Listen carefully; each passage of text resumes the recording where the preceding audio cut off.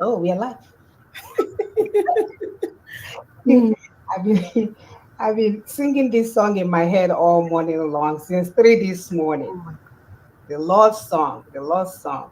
Yes. But it doesn't belong to us, but it's a song that pertains to all of us. I don't even know how somebody can claim the song. It's in the Bible. Where is David? Yeah, Somebody David is not here to claim it. David Good is morning, not here our to people. claim it. Somebody else is claiming it. Oh my God. Yeah, it's okay. They put it together. It's in the Bible, but someone went there, brought the music, brought the instrument, put it together, so it belongs to them now. Okay. Okay. It belongs to them now. Okay Mm. then. All Thank right. you. Greetings, our people. Good morning. Please help us to share, like, and subscribe. We're here once again. We appreciate the work you're doing, by the way, because this is a teamwork. When we see people saying, because we're building consensus. So when we see this happening, we know that our people are talking to them, are sharing. So we appreciate your work. For those that are joining us for the first time, this is is a video for education, like enlightenment campaign, to teach our people what they didn't know about their freedom, about their self-determination, about their sovereignty, about the bondage they've been in for years. So my name is AP. I live in Lexington, and my sister will take over from me. Please go ahead, sister. All right. Okay. So I'm going to play the video of the day while we're sharing as usual. We want to share and like and subscribe and keep clicking the like button. We heard that it helps with the algorithm. So you keep clicking the like button as we share the show amongst our friends. Um, Give me a moment. Please continue to those on YouTube, hit the notification button so that it will alert you anytime the bell will alert you anytime we are live. This Your own information. just alerted you. Did you hear that chang? Did that Yes, come from I, I did. You're right. a chang? They are on. Yep, yep. Yeah, yeah, that's it. Catholic Church, the Roman, so that when you look at Africa, you see the Catholic Church, the Roman Catholic Church to be specific, is one of the largest landowners across the continent of Africa. In every African country, the Roman Catholic Church has large tracts of land. They are the sphere of influence, whether you are talking about their presence in Uganda or in Kenya or in Angola or in all those other countries. Remember, the Roman Pope was a politician. And in the 15th and 16th century, when the oceans were being subdivided for exploration, it is the Roman Catholic Pope who divided the oceans between Spain and Portugal at that time. That is the Roman Catholic Church. The Anglican Church, whenever you saw the British, they also came with the Anglican Church. And remember, I keep on reminding those who are in the Anglican tradition that the Anglican Church was created through a rebellion in 1534 when King Henry VIII was denied the right to annul his marriage to Catherine of Aragon so that he could marry Anne Boleyn. And he became the head of the Roman Catholic Church. The British monarch is the head of the Roman Catholic Church. So this is an established church. Wherever they went, you see the governor's house, and next to the governor's house is the archbishop's house. Either it's in Kenya or in Uganda or in Tanzania or in Ghana or in Nigeria or in Zimbabwe, spheres of influence. And where the Germans were dominant, you see the Lutheran Church. And where the Scots had a presence, you see the Presbyterian Church. So it is true that religion was used. And the Bible has been used in very negative ways. The Dutch Reformed Church, which gave the religious legitimacy to the apartheid regime in South Africa, proceeded on the premise that the races were unequal.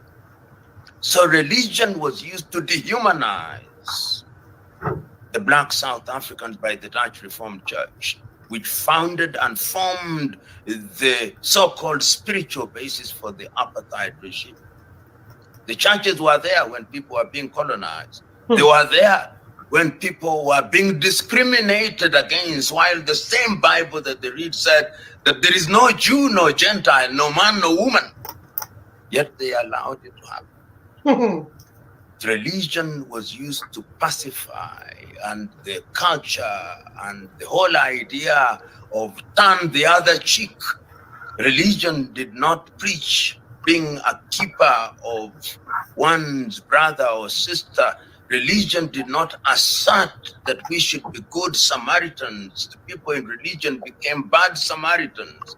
And it is instructive that in the recent past, the Roman Catholic Church has apologized.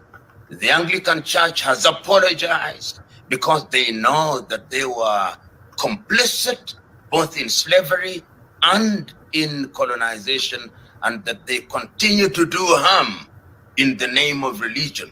Islam is not innocent. Islam, which is articulated in the Quran, is quite clear about the things and how you should deal with people. But Islam also became an instrument of Arabization, which was not what the Prophet Muhammad, peace be upon him, prescribed. But those who are bringing Islam to the coastal part of Africa also used it to Arabize the population. The net effect, therefore, when you talk about the impact and the influence of religion in the continent of Africa, is that it's part of the problem rather than part of the solution. That does not take away the fact that there are certain good things that these religious organizations also did. We must not be all negative.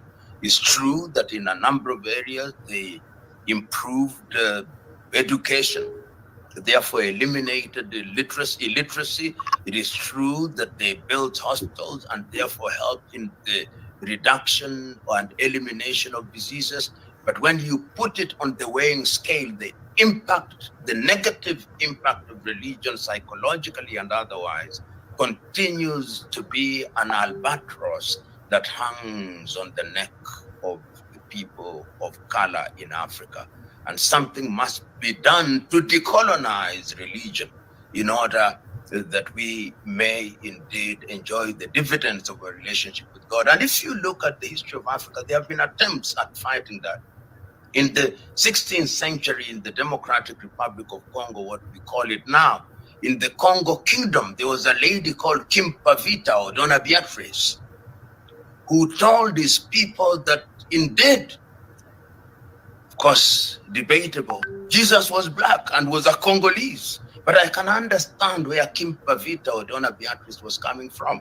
She was trying to tell the people that we should not simply accept the version of Jesus that has been brought to us from Europe and America. And when Donna Beatrice left, in the same Congo, there was Simon Kimbangu, who also came and made certain contribution. In fact, when Kimbangu died in 1951, he had already predicted that Congo would be free. He had already predicted that there would be economic recovery. So there have always been Africans who have tried to appropriate the good aspects of religion, whether it is Islam or it is Christianity. In the Islamic tradition, we remember the activities of Uthman Dan Fodio or Uthman Dan Fodio in the northern part of what is now Nigeria, and his version of Islam, trying to give it an African flavor so that it's something that is positive to the people. So whenever we talk about religion, we must understand that it had and continues to have a very negative impact on African peoples, preaching a gospel where we think that prayer without work will be the mother of all the things we have ever wished for. Yet we know that the divine instruction was that you shall eat by the sweat of thy brow. You know, religion is man-made. And anything that is touched by man and made by man, particularly many of these organizations, including religion, they have an agenda, hidden or otherwise. So the more religious you are, sometimes the less spiritual you are. Because religion creates hierarchy. You have the archbishop, you have the pope in the Roman Catholic, you have the cardinals, you have the archbishops, you have the bishops, you have the priests, and all of them enjoy Pharisaic life. They love life. And we have history of popes who engaged in all manner of criminal activities. And they wanted to be worshipped. In fact, when I look at the history of the Roman Catholic Church, and I look at how Martin Luther came out with his 95 theses at the church in Wittenberg, when he's saying that the popes must stop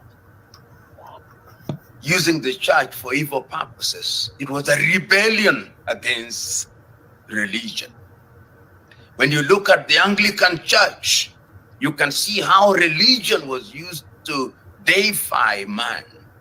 When you look at Islam, we have had versions of Islam where people preach everything that is contrary to the instructions of Allah and the Prophet of God, Muhammad, peace be upon him. And all these tell you that we lost our spirituality. And one of the things that Western religion did was to attack African spirituality, so that you lost your connection to God. Because in many African communities, the connection between man and God was a direct thing. And you had your ancestors interceding for you, which they said was unchristian. But yet, when you are Christian, you pray to the God of Abraham, Moses, and Joseph, who are their ancestors, and they tell us we must not mention our ancestors when we are praying. So it is true that one of the things that attacks spirituality and creates a distance between us and God is organized religion, which we now know by dint of history, and even as we observe today, has some of the most corrupt practices, some of the most pernicious practices against men. We have seen cultic religions which have come where individuals become rich at the expense of their congregants. Religion is the thief of spirituality. You know, when you end it there, religion is the thief of spirituality. Amazing. Religion is the thief of spirituality. So, if not for anything, we should let that resound in our ears and our head all day long, because this is what we're trying to liberate our people. We are not saying there is no God, God forbid. God is ever present in our life every day. He shows up in so many fashions and ways that we cannot even count.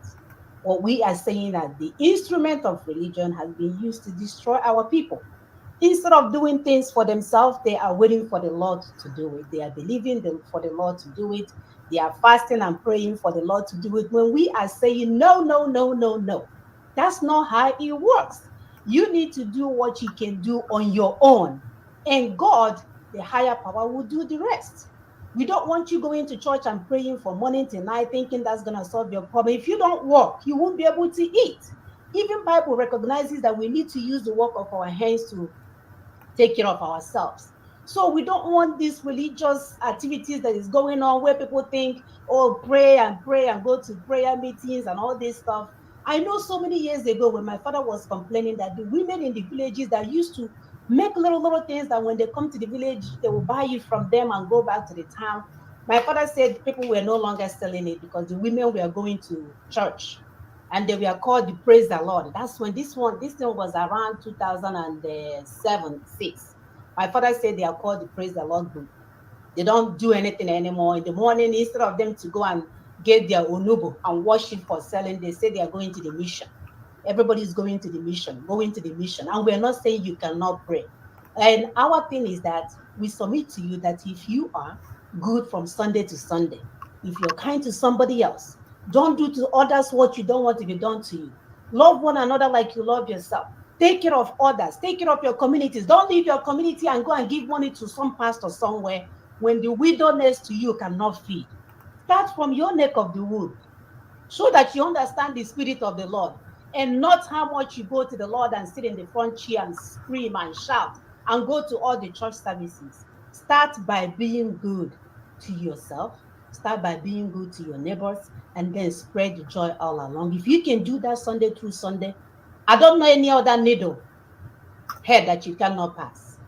If you can do that much. So it's not about how much you go to church. It's not about how many times you go to mission. It's not about how many times you give all that you have, believing God, right? If you give God 10%, then He will give you 1,000,000%. That's not how it works, my people. So we have our brother here today who is into all of these spirituality things that we are talking about, and he will give us further insight. So without much ado, I would definitely yield the mic and let him, Siteki will go ahead and introduce him. Unfortunately, he's having connectivity issue. You know how the other side is. Like Joe Biden said, I believe it's the other side that threw the bomb on the hospital.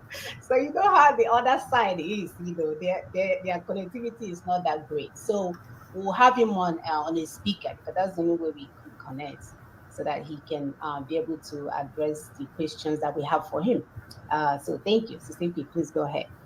As he's still trying to log in and blocking this. Of course, they keep using the algorithm to block what we're doing. So that's why we're saying, please continue to help us to share, like, and subscribe because it is what it is, and they don't want us to go because they know what they're getting from us. That's why we have to do this job ourselves. It's not anybody that will do it for us. We will do it. So our guest, his name is Reverend Father Agbo Benedict Nwabu. Um, he's a Catholic priest and he's a senior lecturer at the University of Nsukka, University of Nigeria in Nsukka. So we're going to ask him questions. He's trying to log in. I don't know if he's in the background. Is he in background yet? He's not able to log in. I can't Okay, see him. okay. He's still trying to use Facebook to log in. We'll just give him a few minutes while we introduce pull up our PowerPoint, just to give him a few minutes and see if he will be here. This is his picture. To go audio if we are not able to get, if he's not able to get in to go audio. Please continue to help us to share because they keep blocking this work. Um and they use the algorithm. Any It's like that for anything that they're using. It's meaningful. Anything that is meaningful for us. Anything that is meaningful, anything that will make Africans to know who they are, understand their identity, be able to say, because you have to understand your identity before you say self-determination, before you say, oh, I want to determine how I want to be led or how things need to happen to me. If you don't know your identity, if you have lost who you are, you won't be able to know what is your inheritance, how to get your heritage back. You won't know because you don't know who you are. That's why when they stole our people and brought them to the US, and said they as slaves, the first thing they did was to change their names. They will give them their name, give them different things so that they will not know who they were. And they will and they will not allow them to come to Africa, visit Africa. They'll tell them that Africa is full of diseases. If they want to come, they'll say, before you can come, you have to go and do this vaccine. You have to get a vaccination, 15 Yes. of them or 20 of them. Exactly. These are people that came from Africa. They will not need vaccination. Meanwhile, you, the white man, that's told them you don't need all the vaccination. You will keep coming to steal resources. So the game is over. Whatever way they're doing it, we are going to get this job done. Amen. It's over. We know their plan and the tricks that they played, and it's not going to happen anymore. We are moving forward. So we'll try to call. Okay. Is that the let me see if I can get him. If he's still struggling to get. Please continue to help us to share and like. Keep hitting that like button over and over again every chance you get. And continue to share amongst your friends. Send them the link because we want our people. Most of our people are trapped in some type of religious organization. So we want our people to hear from the priests and not just us. Christ said that he came to give us freedom abundantly, not a little bit of freedom, freedom that we will worship him in truth. So that we are not worshiping him because we are hungry and we're waiting for him to give us food. We are not worshiping him because we're believing him to give us job. We're worshiping him because he's our true God. And that's what we want our people to get. We don't want all these fakeness that have been preached to us. So our brother will definitely help us to do justice to it. So please continue to help us to share. They are seriously blocking this today because I know they are not allowing people that are watching to reflect, which is fine. Which is fine. We want our people to get the information. Okay. We get credit or not, it's okay. He's here, Sister Mona. Yeah, he's here, and we'll go through audio. This is his picture for those that don't know him as him. So, and we'll move from here. And Sister Mona, are you ready to to move on? Yeah, let's have him talk, about himself a little bit. So I'll be pulling up the PowerPoint while he speaks. Okay, please go ahead, brother, uh, Reverend. Tell us a little bit about yourself. I'm Father Ben Agbo, Benedict Agbo, if you like. My Igbo name is Wabugu. I hail from Opi in Nsukka Diocese. I was ordained a priest in the year 2006. I have a PhD in music. I'm also a senior lecturer in the Department of Music, UNN, and also a parish priest in a parish nearby to UNN. So I am here to address the audience that wants me to speak. I think that's all I can say for now. Thank you very much. You have said it all. Okay, please, Sister go ahead.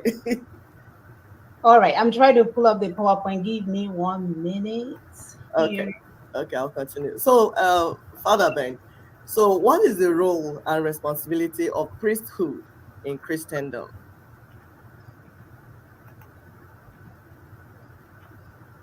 A priest is a leader of the people of God.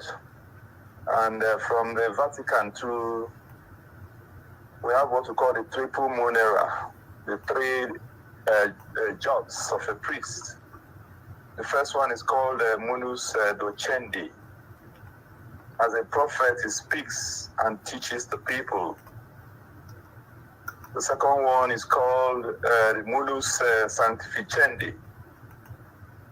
As a priest, he does offer sacrifices according to Hebrews 5, verse 3. The priest is taken from among men, is ordained to offer sacrifices for himself and for the people of God. The third one is munus regendi, and this is where I'm interested in. The priest is a leader. The priest is a leader of revolution. A priest helps the people at critical moments, like in 2 Kings 9, when we had what we call Operation Jehu in the scripture. You will see that God used Elijah to fight the prophets of Baal at a given point in the history of Israel. He had to anoint Elisha, who anointed Jehu. The rest of the story can be found in 2 Kings 9. So a priest is the conscience of the society. A priest is ordained to speak boldly and courageously. And when the priest fails to speak, like in the case of Eli, he can also be rebuked. So when Jesus said that we are the light of the world, a city set upon the hill that cannot be hidden, or that we are the salt of the earth, in Matthew 5, 13 and following, I think that statement is epitomized in the priest, because the priest has a big responsibility as a leader in Christendom. Let me drop it here for now. Thank you very much, Reverend. Um, Samuel, are you ready to go on, No, please? go ahead. Go ahead. Okay.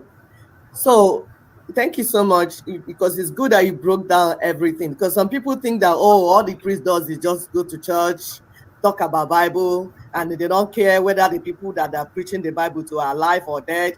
They don't care about what is going on, the political life or economic life, everything that is happening in the society. They just go to church, pray. And in Nigeria, it's like people don't even know these rules that you're saying, because all we have seen is, oh, night vigil, let's come and pray. Nigeria is burning. Let's pray. Let's do fasting. We have not really seen these things you're breaking down. So it's like people did not even know the role that they have been called into. And all this while, all they do is play odd games. So we are really happy that you're here to break down these things, so that please help us to share and like, subscribe. This show is so important. It's so important. Share it, subscribe, so that people will get this information. Because when the people get information, they will even ask more questions from their priests. Like, this is what we heard. Please come and break this thing down for us. So we'll go to the next question. So what does freedom of the people mean to you? Thank you. What freedom means to me is what it means to Jesus Christ. As his priest, I have to, of course, we're talking about the ministerial priesthood. Everybody shares in the priesthood, what we call a common or the universal priesthood of the people of God. That's not what I'm talking about today. I mean, 1 Peter 2:9. Okay. But as a priest, as a ministerial priest, freedom means to me what it means to Jesus Christ, my God. And freedom is one of the 7 spiritual blessings that we find in Christ. Ephesians chapter 1, from verse 3 to 7. There are 7 blessings mentioned: holiness, adoption, the blood that Jesus shed, then freedom, then forgiveness of sin, then wisdom and insight.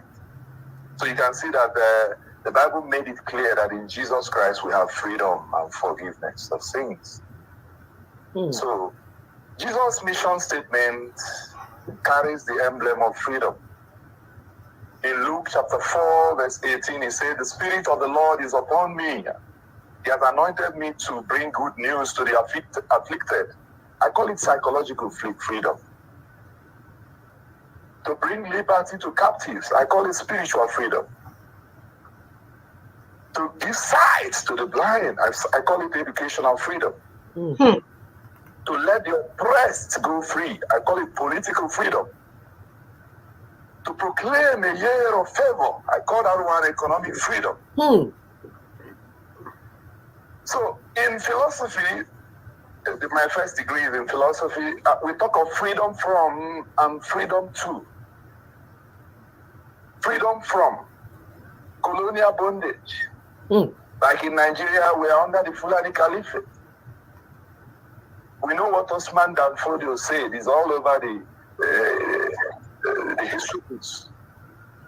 And we know what Nasir El-Rufai has said openly. It's not hidden about the Islamization agenda, or what some people call Fulanization agenda. These things are open for everybody to see. So who is talking about freedom in Nigeria?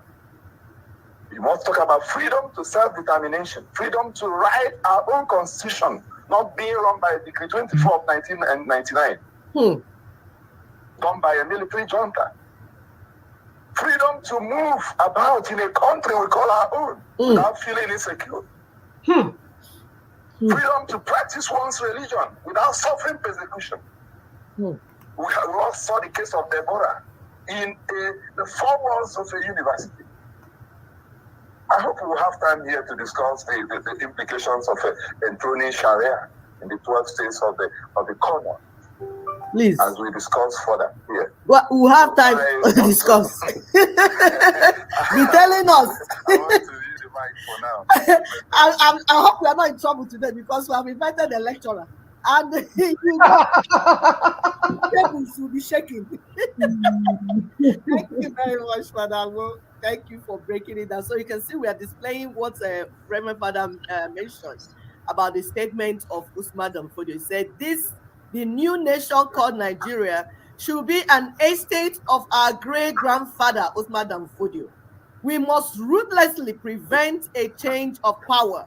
We use the minorities of the North as willing tools and the South as a conquered territory, and never allow them to rule over us, and never allow them to have control over their future.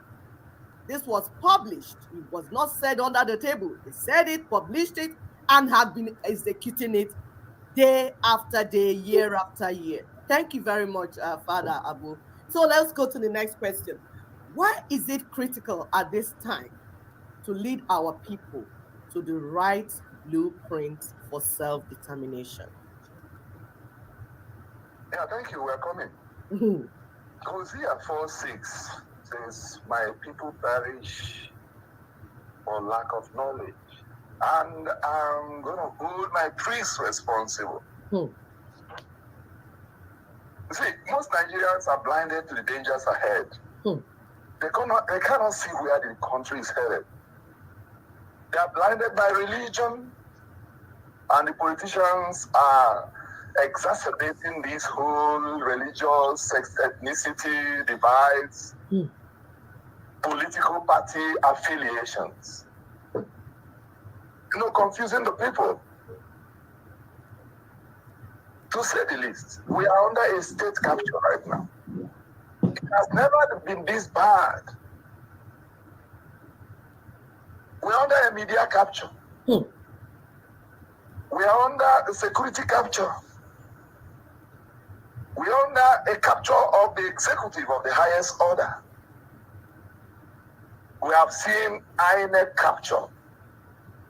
We have seen legislative capture. We've never had it this bad. And right now we are witnessing judiciary capture. Our economy is nosediving, to say the least. Laden under the trunks of what I call consumerism, an ideology that Nigerian leaders are practicing today. So it's a terrible situation, and I think that if there is a time that we need to speak about self-determination and the role of priests to free people from this state capture, it is now. I use the mic for now. Wow.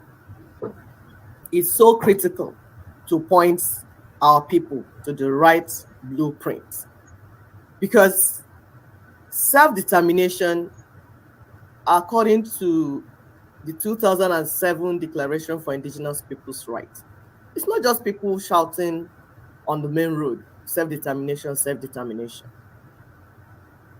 Identity is very important, because when you know your identity, you will know the map. Which land are we talking about? You have to be specific on it. So knowing the blueprint for self-determination, the process, the right one. Is it just okay, just jump up and down, jump up and down? No. The right one is like somebody cooking egusi soup. You go and buy a bono. You say you want to cook egusi soup. You are not on the right platform. So there is a right blueprint for self-determination. And it's very critical at this point for our people to get to that place. Thank you very much, Reverend. Okay, WhatsApp is making their connection. It's now going reconnecting. Okay, he's back. Thank you very much, Father Agbo. So the 1999 Constitution is a forgery that hijacks the sovereignty and self-determination of indigenous ethnic nations. Can you hear us? Can you hear me? Yeah. Thereby rendering Nigerians unable to have a say in what happens to them. Father Agbo, how did you learn that this 1999 Constitution is a forgery? Thank you. Everybody knows I was an ardent part of the obedient movement. And I know that P2B won the election. Then I've realized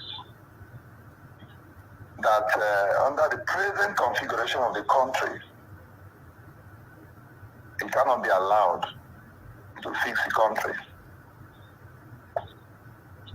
or even be announced a winner of the election because of the INEC capture that I've spoken about. So I began listening to Nina after the tragedy of Yakubu Mahmoud happened to Nigeria. I witnessed the fraud and began to look for other more fundamental frauds, especially the fraudulent 1999 constitution with the 68 exclusive lists. So I remembered people to be an analogy of a car without engine when you spoke to us here in the University of Nigeria and Suka, where I lecture. I remember when he was speaking about that. That time he had not begun to run. Nigeria is like a car, whose engine has not. And we have to fix the engine first. I've been listening to a lot of Nina's priests in our different platforms, but we're all carried away by this whole desire for not just Igbo presidency, but we felt we had a good leader in P2B. So when it became clear to me that this thing these people are saying is true, we can't have this man. We can't have this man under this kind of situation. So I began studying the Nina's messages. I studied the 7-point outline invitation. I summarized it. I studied the constitutional force majeure. I summarized it. The Aladima epistle. There's a lot of epistles, over 7 of them. Initially. I told this to one of my friends in Nina's that I'm going with you people. And she was excited. Like St. Paul. I had to throw in my trowel. Yeah. I got convinced that the best thing that can happen to Nigeria now is to transition towards constitutional renegotiation to what we call multi-regional referendum. People have been speaking about referendum. In fact, it was Nnamdi Kanu that so many people had it from. But if you study history, you know that Nnamdi Kanu really tapped it from Nina. Yes, he plagiarized it. So referendum doesn't just mean breaking up from Nigeria. No. It means agreeing to stay together and defining the terms of union. So it could end in federation. It could end in confederation or separation. So why would somebody just pick the last one and go to market with it? So Nina has been speaking about referendum before Nnamdi Kanu went to market with just one aspect of it and made it an Igbo affair when it is not supposed to be. So it is time to tell our people the truth. Yes. And I am in on this truth mandate. Let me hear the mic for now. Thank you so much. I like that you mentioned somebody that plagiarized Nina's work, because we have even up to 42 of them. The one you mentioned is just one of them. You just plagiarize the entire work somebody did. You go and take a section of it, put microphone on it, and start blowing it. You can't execute it. And people have ignorantly following you and not knowing that they are being duped. It is amazing. And indeed, like you said, my people perish for lack of knowledge. And I like that you said that when you looked at it, you went to study. You studied the Constitutional Force Majeure, you studied the Aladima epistle, you studied all the things that Ninas have been putting in play on the table for over 24 years now. You say, okay, this makes sense. Because you know what? Idea rules the world. This is not the time that people will be running after one man or one woman and say, please come and deliver us. No. Get informed so that you too will be part of the process and you will be part of delivering yourself. Thank you so much, Father Abu.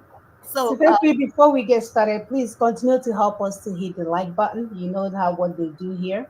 That when they have information that will liberate our people, they go on a serious blockage to make sure that nobody gets this information. They got this on our side because we are on this part of the truth, right? We are part of on the path of righteousness, and yes. no algorithm will stop this freedom of our people. No social media will stop the freedom of our people. We're here, we're standing on the truth, and nothing will change our tenacity to liberate our people from this mess that somebody created in order for them to make financial gains while my people suffer. So please continue to help us to share, continue to help us to like, call your friends, pause the show, call your friends and tell them to come and listen to Father Ben how he's breaking these things down, because a lot of people let the show and say, oh, we are against religion. No, we are against fraudulent religion. Here is my brother breaking it down to you guys that if you are really a religious man or woman, that you should be seeking for freedom of your people. Exactly. And anything else is fraudulent in its manner. So please help us to get our people to come on. I know everybody is on air, on online, trying to make money from YouTube and Facebook. This is not about money. This is not about money anymore. We need our people to come on board and follow someone who knows the road.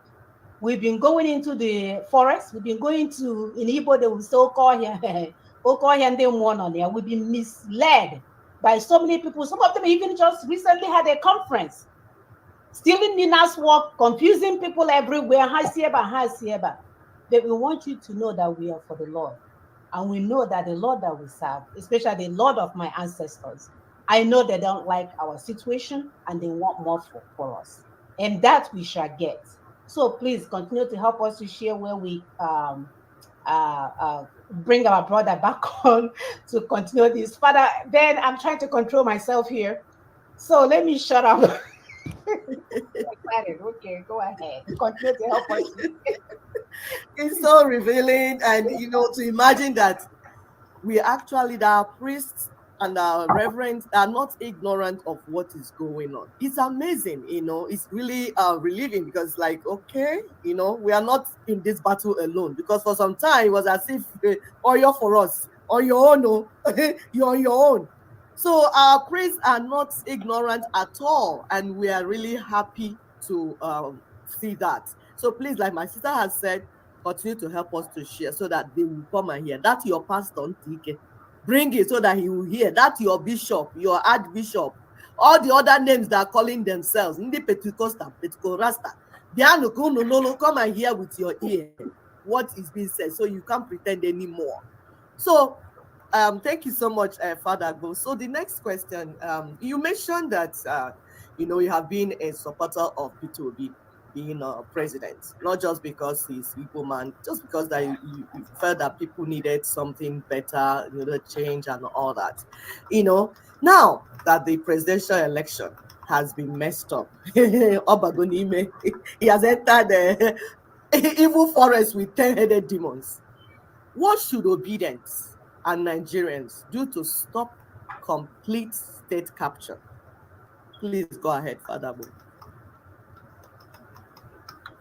Anyway, let me begin with what we call in academics a conceptual analysis or clarification of terms. Okay. What do we really call obedient movement? These are people who believe in the mandate of P2B, the candidature of P2B as a president, as a leader of Nigeria. And personally, I call obedient movement the non-partisan members of the Labour Party. As priests, our discipline, just like journalists, our discipline is not to go into partisan politics, because we are supposed to be the father of the entire congregation. So our discipline, according to Canon 368, is always, apart from 365, to say we're not supposed to really go and become governor. Mm-hmm.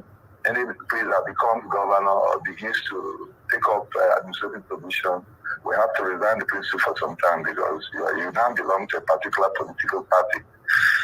In 368, he now says it clearly, that you are not expected to run full partisanship.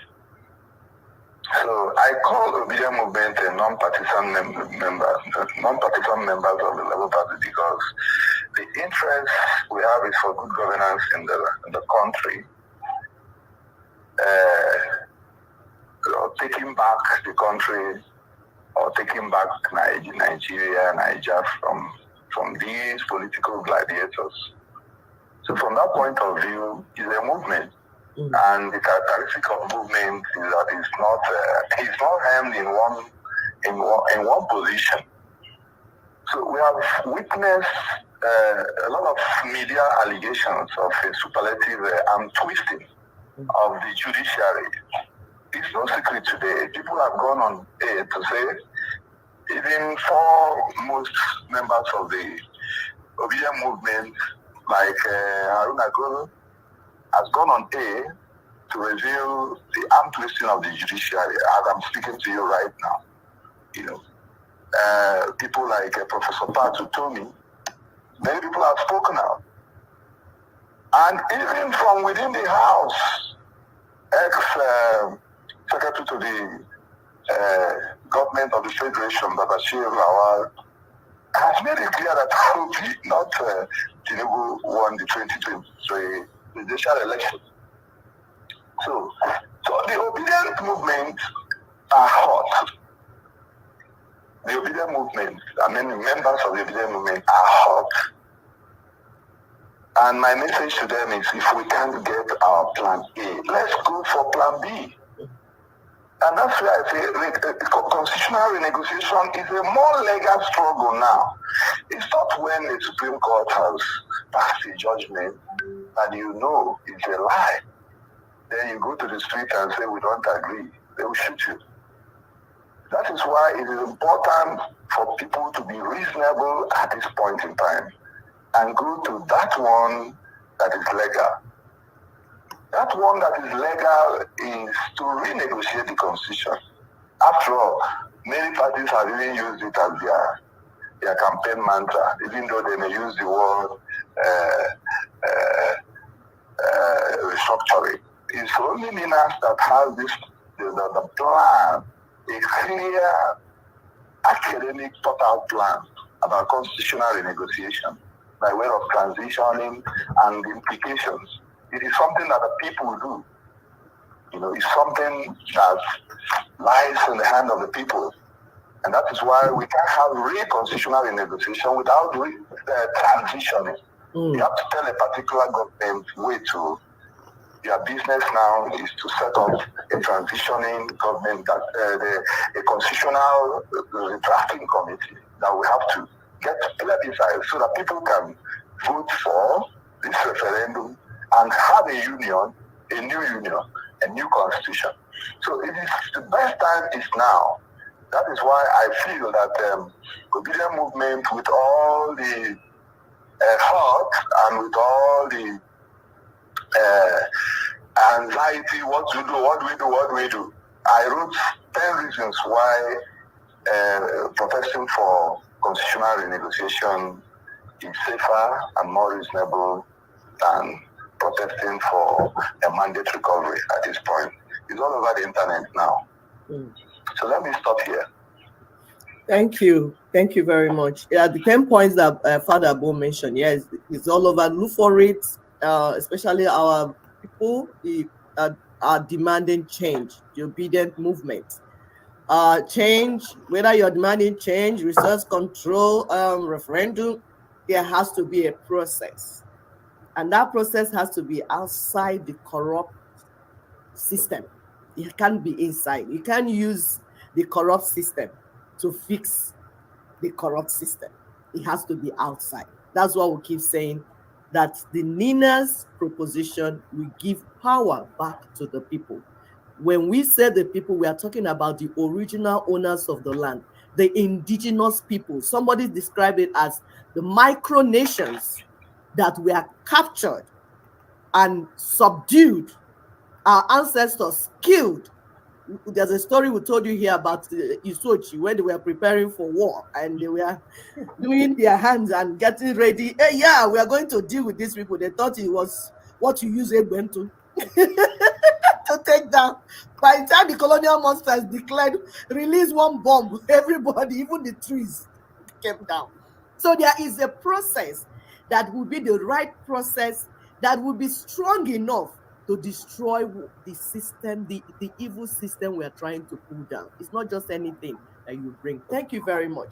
So in one of our conversations with Father Agbo, he said, freedom is a gift from God to his children. Earlier this month, a Catholic priest, Father Oloma, said, if you haven't heard of Ninas, this is the time to take a look. They are at the forefront of constitutional renegotiation. Nigeria needs a new and better constitution. This was from Father Oloma, another Catholic priest, because we commend those that are doing the right thing. Those that are not doing the right thing, we will come here, we will call you out. We know the fear, because we are talking about our land. We are the owners of the land. We know they beg. We are not looking face. We shake table, break table. That is what we do. That's why we are daughters of truth. So it was encouraging to hear this from Father Oloma, because right now, Nigeria is under a faulty constitutional arrangement that is worse than the apartheid constitution of South Africa. You see, the church under South African Anglican bishop and theologian, Bishop Desmond Tutu, rose to her responsibility of setting the captives and the oppressed free. Now, Father Agbo, what role can the church play in mobilizing the Nigerian people towards a mass action for self-determination and freedom? Please go on. Thank you. Yeah, this is what we call the crux of the matter, the acme. We've come to the high point, the way out. And when we're talking about freedom, people have to rise up to take up their freedom. It's actually not given, it is taken. So, and that is why it needs a lot of courage. It needs a lot of courage, and it requires a lot of leadership. So Nina's plan has come to the stage where the mass action is necessary. They've done a lot of legal fireworks, culminating in the constitutional force majeure. Ninas have done the right logistics, the categorizations. Already have the Sharia knot already cut out by their own self-determination through the Sharia. So the Middle Belt nationality needs to organize themselves, the Igbo nationality, the Niger Delta nationality, the Oduduwa nationality. So through concerted mass action, people are supposed to say, no, let's renegotiate. And these people need to be led. So I think that our bishops, our Nigerian bishops, our priests, have to take the bull by the horn. I was glad to hear the Methodist, the Anglican prelates say, as part of the resolutions from their recent synod, that they have realized that constitution is the problem. I know that sooner or later, the Catholic bishops will look at it. We have a lot of priests like Bishop Kuka, my own Bishop Ona, who know a lot about politics, who can look at the way forward for Nigeria. They should not wait for the worst to happen before the church reacts. We are not saying that this is a church affair, no. Even Muslim leaders should also know the meaning of self-determination. So it's not just a Christian thing, but we're talking about leadership here. Because what is happening in Nigeria, the state capture we are witnessing, is creating insecurity for everybody. It's creating terrible economic mess. I said we have stepped in the quagmire of consumerism. You can see 150 billion equivalent for car allowance in a country that is borrowing, to stupor. So it's a terrible situation. Very soon we will not have been anywhere to consume from. Are people crazy? Are people not seeing what is happening? We've never had this kind of insecurity. A Chief Justice of Federation, Justice Wednesday, was buried in my diocese yesterday, and you see people, you see these politicians entering even the venue with their bulletproof vehicles. You see, they are so insecure. They are so insecure because they know that the crowd, they know that the masses do not like them. They know what they are doing. So I think it has come to a point when the masses, led by the religious leaders, I'm not interested in just Christian leaders, no. I'm speaking to every religious leader, anybody that knows the truth, what freedom means. This is not democracy. What we are practicing today is not even faith. We should stop using the word Federal Republic of Nigeria. That's a lie. It's something like Federal Republic of Nigeria. What we have is a unitary, how would you call it, republic? A unitary of Nigeria. So we are lying to ourselves. The masses have to say, no, we need a constitution that we represent our own interests. So I'm calling on my fellow religious leaders. My people perish for lack of knowledge, and our priest must be held responsible. It's not a matter of saying prayer for Nigeria in this way, prayer for Nigeria in this way every day. There's time for everything. There's time for prayer. There's time for action. Our God is not a God that will do for you what you should do for yourself. If you fail to do for what you should do, you have an exam and you're supposed to read, and you are there praying, you are just a hypocrite. God will not hear your prayers. So it is time in this country that religious leaders begin to talk sense, begin to lead people aright. So I think that there is no better issue than to talk about our constitution. Constitution is the engine. Constitution is the engine of government. When the engine is bad and you've loaded a vehicle, you are moving. No, you're mad. You're mad. Vehicle cannot move. Vehicle cannot move. So we must have to fix the engine. And this is the best time. We have a criminal as our president. I'm not hiding it. I say it at the pain of being shot tomorrow. We have a criminal as a president. And the whole world is laughing at us. So there's no better time for constitutional negotiation than now. Because the government is not legitimate. It's not legitimate. And we don't have to wait for the kangaroo Supreme Court to legitimize that government. The time is now or never. Let me stop here. Please continue to help us to share. Continue to help us to share. They are really blocking it. Once again, continue to help us to share. Click that like button. We go nowhere. If our priests rise up, it's over. The game is over. Please, his picture once more. His picture once more, so that people as are joining, we know who is speaking. Absolutely. If our priest joins us, it's over. So it's not even a social media thing anymore, because somebody will say it's offline. It's offline. So let them block it all they want. If our priest rise up, it's over with. Because that's where our people are, into. They are all into all these churches and religious organizations. If our brother can speak in this manner, we already home. I don't know about you guys. My heart is catching my throat. I can't even breathe. This is what we've been yearning for. This is what we've been crying for. This is what we've been praying for. For people that are leading our people, they are leading the sheep instead of leading them like Judas goats, to lead them to freedom. And people of our priests to come up here to help us. Some of them say, oh, we are talking about God. They are against God. They don't like God. No, no, no, no, no. How can we not like God when He wakes us up every morning? That what we are saying is that the people that are responsible to lead this flock are not leading them.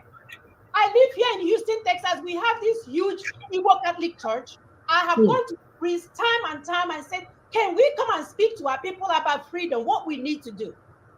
Every chance they will block you, block you. When our people are there, here is harvest is coming this month.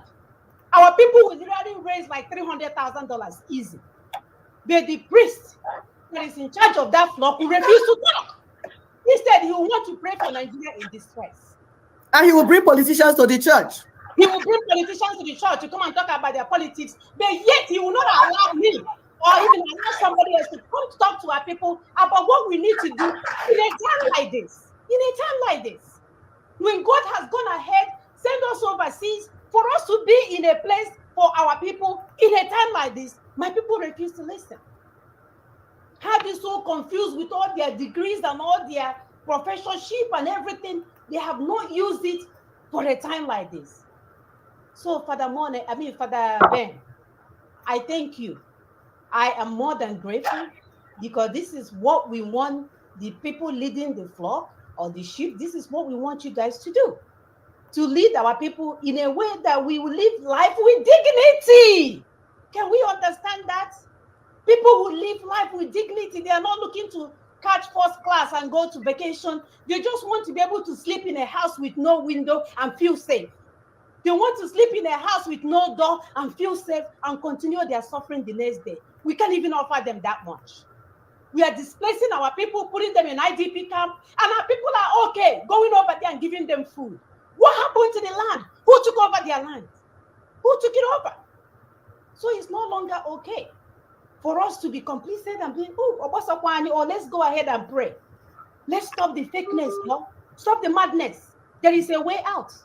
There is a way out. Our brother is here to elaborate on what we need to do to move forward.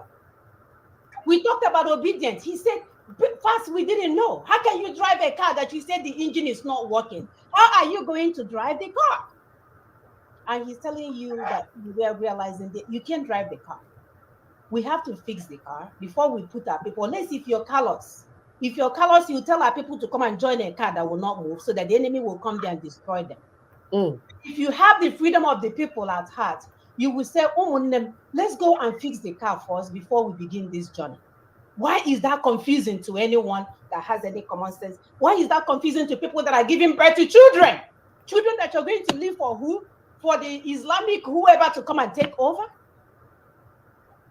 We need to do better. Go ahead, my sister. Let me pull up. We need to do better because this job is for us to do. Nobody else will do it for us. Like Father Agbo said, he said, freedom is not given. Nobody's going to give you freedom. My brothers that like, sisters that like singing, hey, give us freedom, freedom. Give us referendum, give us referendum. No, no, no, no. You put you put the right process in place. Something has to, the process you put in place is what we end in referendum. The process you put in place, you heard when Father was talking about transitioning. There is no leadership vacuum. All you need to do is to move from point A to point B. There's something that our brother Tony Nadi said here. He said, Caliphate Nigeria. Okay, he was trying to talk about the unitary Nigeria. It's neither a federation nor a republic. How can we be telling ourselves lies? It's one thing for another person to lie on your behalf. The worst is for you to lie against yourself. And believe the lie, Steph, and stop propagating the lie. Yes, you said we're going to take calls in this show. And for those that want to call in, the number is 979-488-9034.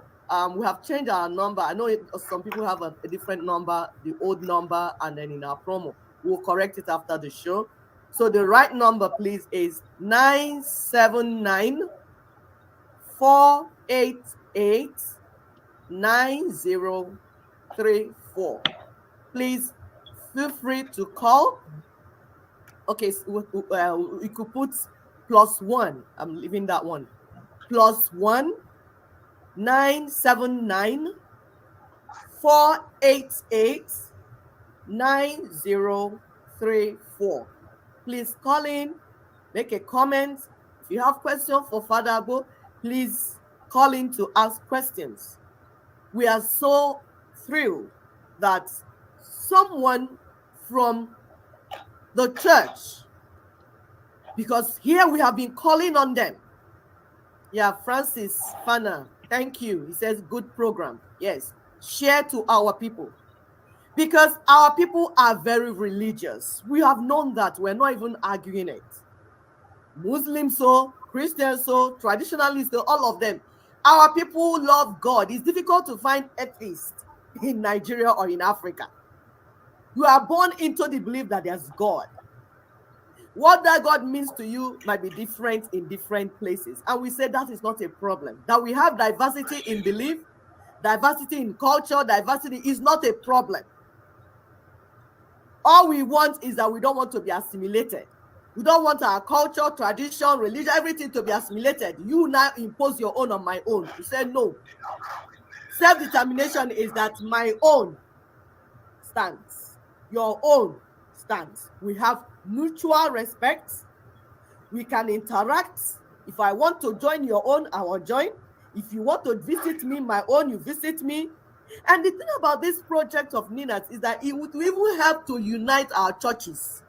This issue of Anglican, Roman Catholic, Pentecostal, whatever, then we see that if you are talking about freedom, Jesus Christ is one that preached freedom. He died for freedom.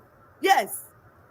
The only reason Romans erroneously called him a criminal and killed him through capital punishment of that time was because he was preaching for change. He said, free the people. As far back as that time, colonization had started. He said, I came to set my people free. Because you can't talk of political freedom without spiritual freedom. All the freedom, they come together. You heard when Reverend was talking about holiness. Who is going to preach holiness where the system is breathing on holiness? The system is set out to make sure that you are not holy.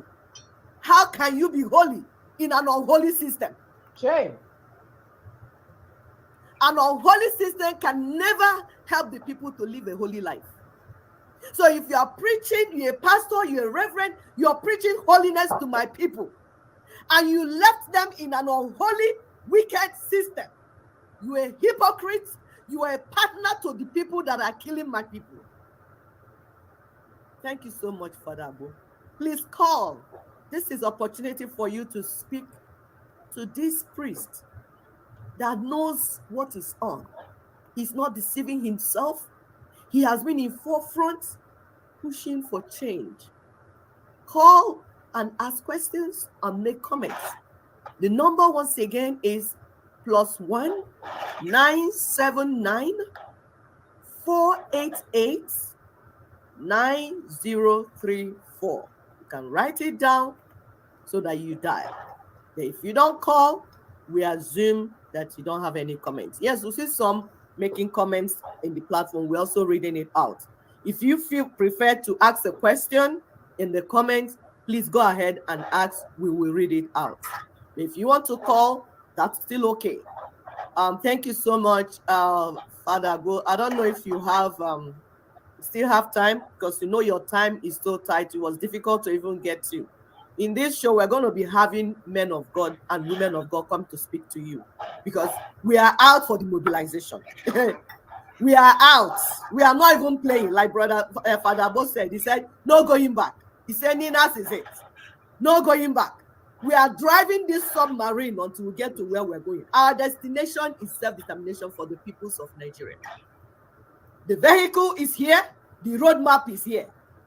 We are driving it to the point we're going. So going forward, next week now, another priest, Catholic priest again. Yes, Catholic priests are on top. They are coming to talk to us again. There are also other priests. If you know there's a reverend or priest Am I still coming out? Okay. That will not lie to us, because one thing we will not take on this platform is lie. That's why it's called Doctors of Truth. We will not take lie, not even half lie. If you see the lie that is the one that is standing like this, we will not take it. If you decide to come here and tell us lies, I walk to again at your lie. We bring you down because we are tired of lies. We want to tell ourselves truth, because this nation or nations that we are pushing for must be built on truth. The colonial masters use lies and propaganda to destroy us. We cannot continue their lies. We cannot continue their fraud. We have a God that loves us so much that he gave us so much resources. It is not a crime that we are blessed. It's not evil that God blessed us. He chose to bless us. From our skin to our brain to everything, we are completely and wholesomely blessed. It's not a crime. And there's no apology for that. So where we're going is going to be built on truth and righteousness. Where if you tell your brother it's morning, when your brother goes out, you actually see his morning. If you tell your brother it's night, when your brother looks through the window, he's going to see that it's night. If you tell your brother this is red, when they look at it, another person will look at it, and everyone will look at it, we will see that it's red. It's not the one that will say, yes, from my own view, I think it's brown. Yeah, from this side, from my perspective, from my perspective, I think it's blue. No. We are going to put it on the table. If it's white, everyone that comes to look at it, we agree that it's white, because it Judged by God's standard alone. I can hear you. You're saying something. I said, judged by God's standard alone. Go ahead. Can you hear me? No, we can't hear you. Can you hear me now? We can't hear you. I hope we've not been talking to ourselves all this while. No. I see you. Can you hear me? No? No. What? We can't hear. Please, audience, help us. Can you all hear? In the background, can you people hear us? Hello? I'm thinking people are watching. We should be hearing. Please type in the platform if you can hear us. Type, please. Type if you can hear us. Yeah, I say we hear you clearly. Sister, I don't know why you're not hearing me. We hear you. They're trying to check, please. I think. Type if you can hear. Yes, we are hearing you, Raymond. Thank you, Raymond. I don't know when you send that post. Okay, 12:44. So Raymond is able to hear me. So I don't know what's wrong with Sister Ekwe's connection. I may have to call Father Ben and have him finish up from my point of. What about now? We still. Are you wearing earpiece? I can hear you now. Sorry. What in the world? Okay. All right. Just have Father Ben to add more so we can go ahead and end. Okay. Father Ben. Yeah, thank you so much. It's been a wonderful time listening to you speak. Please, do you have final words? We're waiting for our people to call, but some are making comments, but there's no question from them. And that's okay. That means they understood everything that you said. That means they're in agreement. As all so if you discuss something and everybody keep quiet, that means that everything that was said, you are in agreement with it. So thank you for being in agreement with our guest this morning. And please give us final words so that we'll let you go, because we know your time is so tight. Thank you so much. Okay, I want to thank the team, Daughters of Truth, for your commitment onto the truth. Jesus Christ said something very fundamental in John 14, 1-3. He said, I am the way, the truth, and the life. And in that bold statement, we see that without these three integers in existentialism, we cannot exist authentically without knowing the way. You can imagine somebody going to Nubu and is going through Ugbo out to the northern side, and you want to go to Enugu. So, the truth is important, so important in life. That's exactly why when Jesus was disturbed, when Jesus disturbed the conscience of the politician of the time, his name is Pilate. He disturbed him with the truth. He disturbed him so vociferously that because he's a politician, he was interested in whether he's a king, so that whether there is a rightful king coming over to take over from there. I said, my kingship is not even of this world. And by the time he said that those who are on my side, on the side of my side, are those who are on the side of truth. The Pilate just said truth. What is truth? And this question has continued to, touch my cognition. Each time I speak to the people of God about Jesus Christ, because the greatest thing you need, even for salvation, both on earth and for what you call heaven, is the truth. Once you miss the truth, you are out of it. And that's why Jesus was so angry with his scribes and the Pharisees. Because the scribes claim to know the truth. They claim to have knowledge, but they didn't really have the knowledge. They were fixed in what we call legalism. Just like what's happening in Nigeria today. The lawyers are the scribes. And you say, there's a case of certificate for you, and you use all your knowledge to marul around. You know that this is a false certificate. So you are saying, for you to prove certificate forgery, you have to get the original. And then, if you get the original, then you prove that this one is fake. That's stupendous. That is the highest form of defeat. If something is forged, it means it's original. And the lawyer is saying that you have to get the original. You don't have to prove that there is forgery. Jesus knew all this. That was why he rebuked the scribes of his time.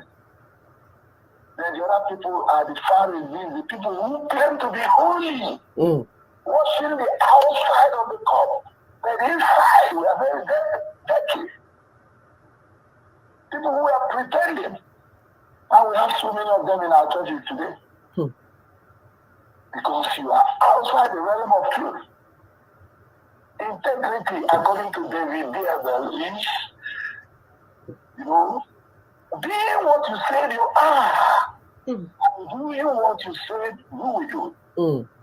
If you say you are a man of God, oh my God, know who God is and be a man of God. You can't say you are a man of God when you are deceiving people. You can't say you are a man of God when you are a criminal. When you are supporting criminals. When you are supporting people who enslave your own people. So it's a terrible situation. Jesus said, I am the way, the truth, and the life. And looking at life, you just understand. You understand where Jesus was talking. When he's talking about real existential life, what you call happiness today. Does money really make people happy? Does money make people happy? They say Samani, one of the judges that finished saying that, is he happy now with all the money he collects? Is he happy? When you have wealth without health, for example, will you be happy? When you have health without peace, will you be happy? No. People don't know what is holistic prosperity. Our people have a jaundiced existentialism, where your concept of existence, where your concept of truth, where your concept of living, is jaundiced, it's fake. So, honestly, I have never seen a great man like Jesus, even if you don't accept that he's God, if you take him at his face value as a man, nobody has preached wisdom like him. Nobody has released wisdom like him. This man has spoken, has said everything that we need for life and godliness.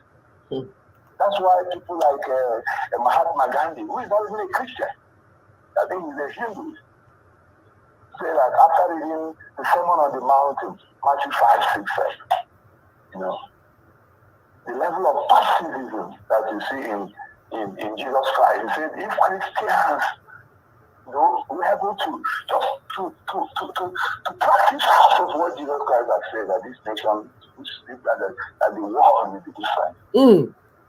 So I like the ideology of the group, Brothers of Truth, and I want to thank you for having me today.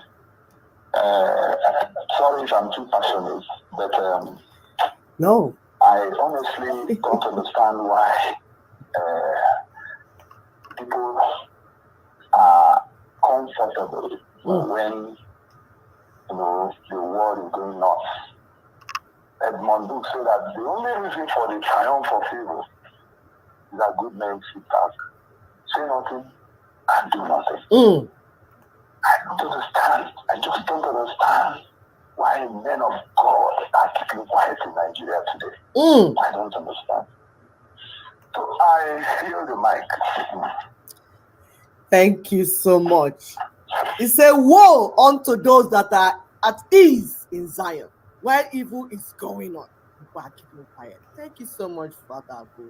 We love the passion, because you can't achieve anything if you don't have passion about it. So we are good.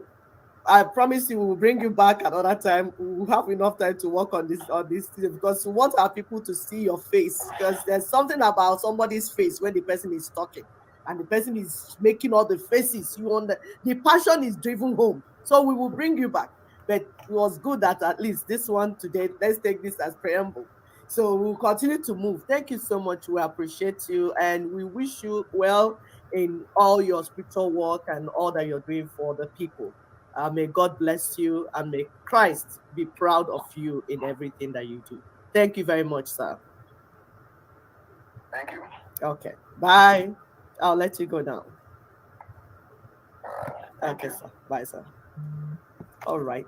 Oh my gosh. Oh my gosh. I'm here Are struggling. we not dancing? Hey, what's that dance that are bringing for us to dance? This is where to dance it. Come and teach me this text, because I'm dancing.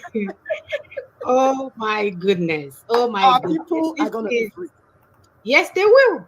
They will. The devil has no choice in this matter. He has no choice. And this is what we're asking our men of God to do. Yeah. So while we are struggling, the fake book blocked my account. What were him? I'm likely showing him. That's it too. So I want to show you guys what's going on, so that we can understand that this work is offline. This is just to reach people not far, but in our homeland is going to be, groundwork. Yes. So that we don't rely on people that want us to be shaking our booties and our private parts online, and then they will promote it